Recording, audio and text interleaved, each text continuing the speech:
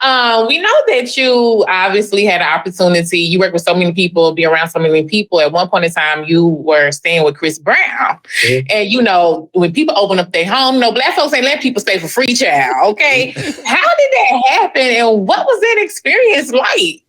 It was crazy, I tell you, because I used to pray on my knees. Well, I still pray on my knees, but I used to pray for this one specific thing. I used to be like, man, Lord, I just want Chris Brown to know who I am. Like, I just want him to hear my music. Like, I just want brother to know my name. Like, I just want to know who I am.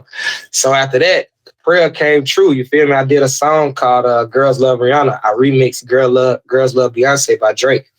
Chris heard it. And big shout out to my brother Hoodie. I remember he was calling me from the tour. Chris was on the tour. And he was like, Chris and Spice. Shout out to my brother Spice, too. I remember Spice was calling me. That's Chris' cousin. He was like, man, everybody after the shows, boy, they playing Jacquees. He was like, I ain't lying. They playing Jacquees.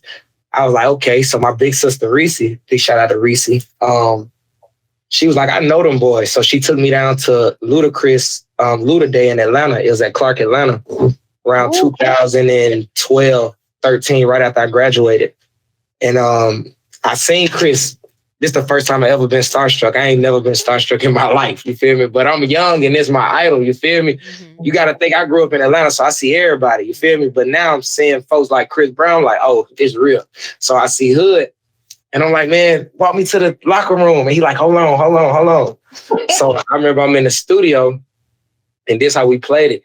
Hood was like, man, I'm going to make it seem like you're a writer, you feel me? And I'm going to get you to LA in the studio with him, you feel me? But I'm going to bring you out here to the crib. You feel me?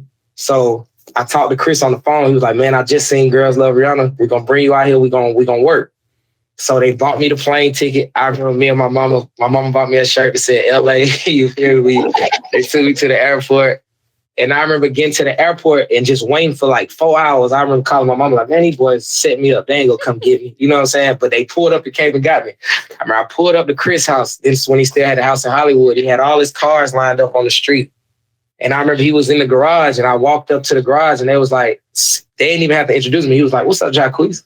I remember I was 18. I was texting all my partners in the group message like, man, bro, know my name, bro. I was like, bro, know my name. So then after that, they took me to the crib. He was like, man, this your room right here. You feel me? We went to the studio like the same night. And we did a song called Won't Turn It Down. I put it on my 19 project. That song was originally supposed to be for Chris. I remember getting in the studio and Hood was telling me like, man, you in the studio, so go push the button and tell him something to say. I'm like, man, I can't tell Chris Brown what to say. He's like, bro, I'm telling you, just tell him, give him a note or something. He gonna follow it. Like he like creatives. So I pushed the button. I was like, bro, say this. He was like, oh, that's hard. And then I was like, all right, say this. I had got my confidence up. You feel me? I pushed the button again. I'm like, hey, say this. And he was like, you know what? I'm going to just put you on it. Then he said my name. And then after that, it was over. We locked in like that. That's my brother since I was 18. You feel me? I'm 28 now. That was 10 years ago.